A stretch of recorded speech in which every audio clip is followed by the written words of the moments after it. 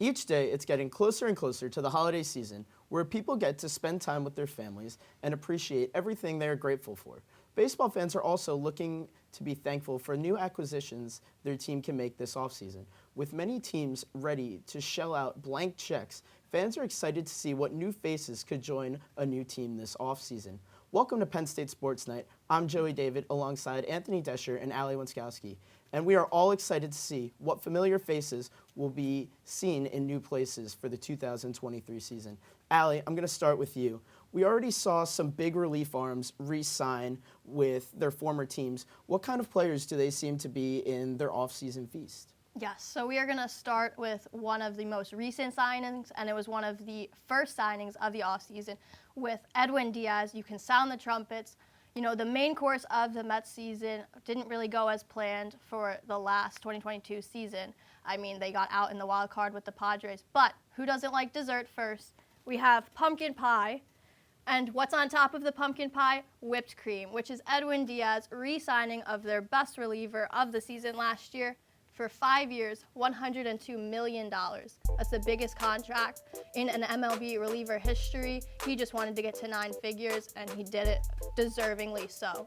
And moving forward, I mean, we're just going to see him on top of the mound again and again if he has a great season like he did. Now, it may be a little too much money, in my opinion, for what they gave him, but they just wanted to make him stay. He wanted to stay with the Mets, and the Mets wanted to bring him back, especially with their other pitchers on the chopping block for this season. And then moving along, the Padres also have another addition. They have a appetizer or like mashed potatoes Thanksgiving dish served by re-signing Robert Suarez, who is amazing for them in this season. He got another 5-year contract, but this time for $46 million. I think still a little too high since he's only been in the majors for 1 year, but it was a great pickup for them. He pitched a 1.70 ERA after his first start, which was a little rocky, but that's just incredible pitching, and that's what they needed to do this offseason was keep their bullpen intact if they're going to have a great run next season. I definitely agree. We need to have these teams really fix their bullpen, and they can definitely make a push, and these blank checks are definitely going to start coming out for arms because you can never have too many arms in baseball. And with the appetizers of people already signing and contracts out of the way, Anthony, what main courses are you excited to see most this free agency? Well, imagine this. You are in your local supermarket, scrolling down the aisles and just looking at all this wonderful stuff you could buy. But out of the corner of your eye, you see the most perfect, juiciest, most chef's kiss turkey known to man. That turkey is Aaron Judge. Now you know the turkey is a great quality. Look at it. It's perfect. Look at that smile that turkey's giving you. It's amazing. You know you're going to pay a lot for it. Maybe $360 million over 8 years, possibly.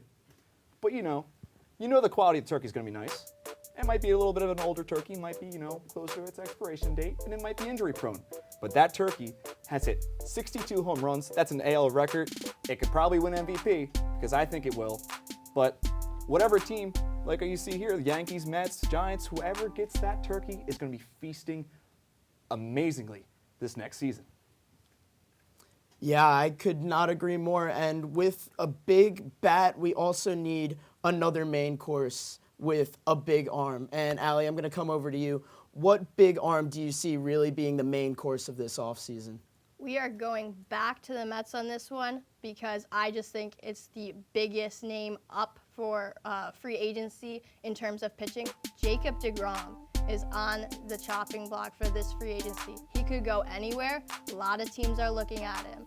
I mean, he is a 2-time Cy Young winner, 2014 Rookie of the Year for NL, and he's been an all-star for 4 years. And now he opted out of his contract. While Mets fans may think that has been a crime, I think help is on the way. And I hear a siren, and I think it's a cop siren. And not just any cop, but a Ranger, the Texas Rangers. They need arms. They need a big arm for this offseason, and I think that that's where he's going to land. Now, the Rangers could bring up Jack Leiter, who's one of the best prospects and #1 prospects in the game at the moment. They could easily do that, but they also need someone who's established, and that's Jacob deGrom right there. He could also land back in the Mets, but I don't know if they're willing to pay for what he's worth. And I think deGrom's going to go, obviously, to whoever just gives him the most money. Wait, It's Thanksgiving, right? We can't forget about the gravy. No. Or should I say, the Travy. Trey Turner, there was rumors last week that he wanted to be a Philadelphia Philly, and that's a real possibility because they do need their shortstop. You see those stats there, he can get on base. If you want the recipe for the gravy, he just needs some contact speed and a little pinch of power.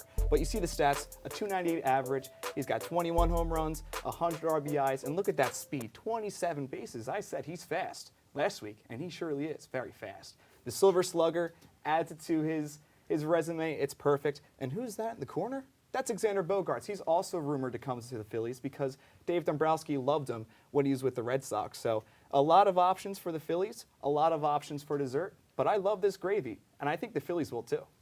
Definitely a lot of eyes around us will be focused on the acquisitions that will get done by teams like the Phillies, the Mets, and the Yankees. But every single MLB team is going to be looking to set their table as favorable as possible in order to take the crown of the reigning champion Houston Astros. That'll do it for this edition of Penn State Sports Night. For Anthony Desher and Allie Wenskoski, I'm Joey David. Thank you, and have a great Thanksgiving. Hey everybody, thank you for tuning into this edition of Penn State Sports Night. We hope you liked that segment. And we're sure there's other Penn State Sports Night segments that you are going to love as well. Be sure to subscribe to our YouTube channel for more content. And check us out on social media for updates and behind the scenes clips and pics.